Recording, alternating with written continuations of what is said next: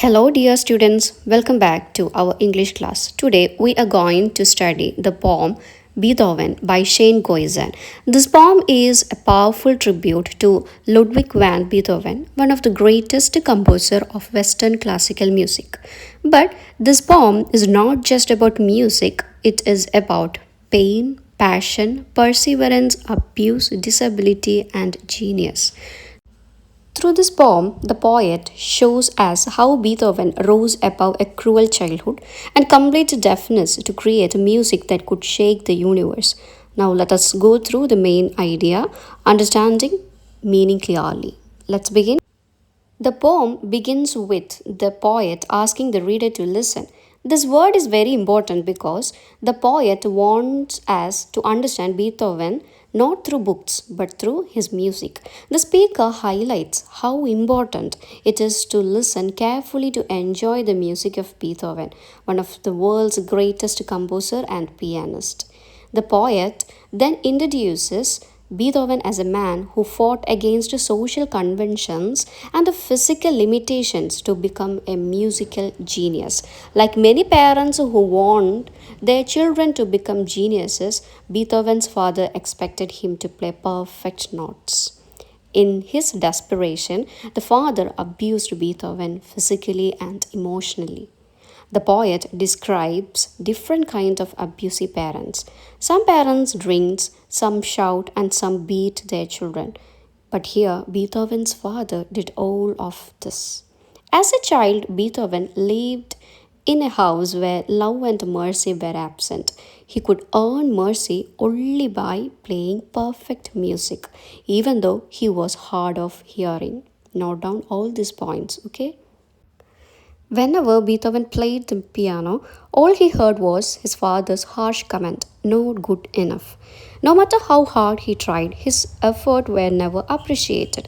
To please his father, Beethoven tried playing his music in different ways, slowly, softly, and strongly, but every time the response remained the same, not good enough. Still, Beethoven did not stop practicing. He played until his fingers became stiff and twisted like the roots of a tree, showing his physical pain and exhaustion. Even then, his father's attitude never changed. This shows the cruelty of the father and the determination of the child. In next points, the poet speaks about Beethoven's greatest challenge, his loss of hearing. Hearing is the most precious gift for a musician, and Beethoven lost it completely. Because of this, he could not hear the rhythms of the symphonies playing inside his mind. He also could not hear the applause of the audience, their praise, or the appreciative whispers from the front rows. The front row symbolize the elite class, the rich, famous, and influential people of society. Thus, Beethoven was cut off from both sound and social recognition. Despite his deafness, Beethoven did not allow his disability to stop him. He continued composing music as a true genius. The poet compares the effect of Beethoven's music to an armada, a fleet of ships firing cannonballs. His music struck the nervous system of the listeners with great force. It burst through every molecule of their bodies, giving them a heavenly experience. Each note left a deep impression, making the audience addicted to his music and eager for more. For Beethoven, music was above everything else. He did not bow before kings and queens, showing his self respect and independence. However, because he was deaf, he cut off the legs of his piano so that he could feel the vibrations of music through the floor. Symbolically, the man who never knelt before people knelt only before music. This shows his complete devotion and surrender to art. Beethoven's abusive childhood left a deep psychological scar in him. Even as an adult, his father's words, not good enough, echoed in his mind. Whenever the orchestra played his symphonies, he felt that his music was still not good enough, no matter how it was played. This constant self doubt made it difficult for Beethoven to connect with the people. He became emotionally isolated, haunted by the past. Because Beethoven could not connect socially, people began to mock and bully him.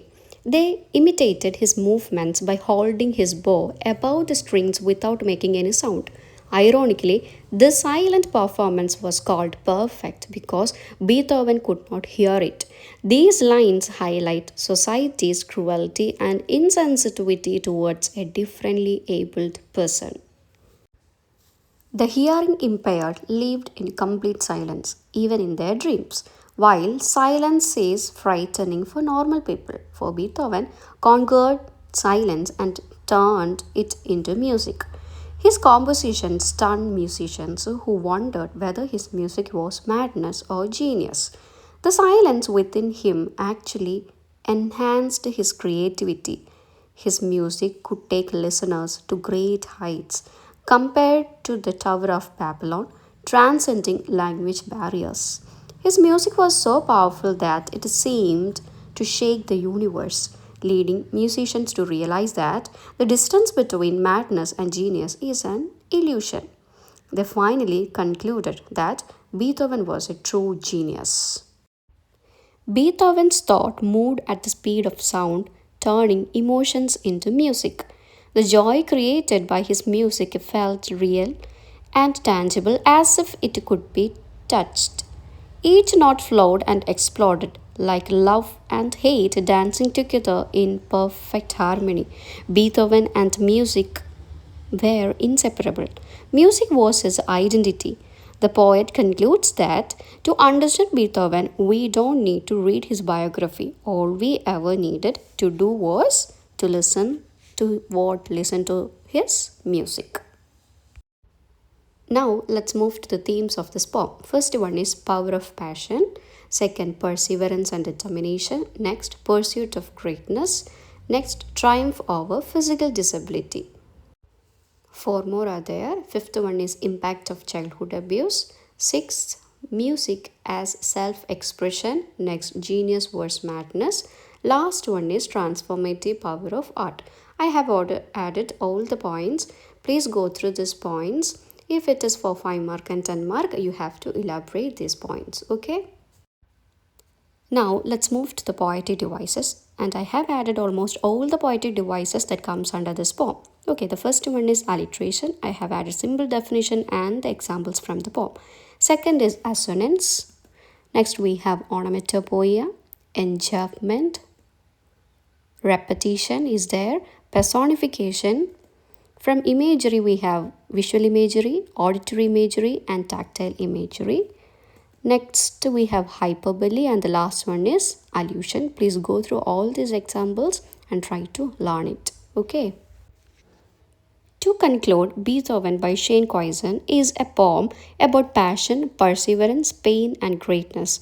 It teaches us that true genius is not born from comfort but from struggle and determination. Beethoven's life reminds us that even silence can create the loudest music. Thank you for watching this lesson.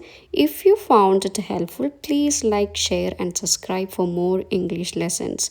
Happy learning. Bye.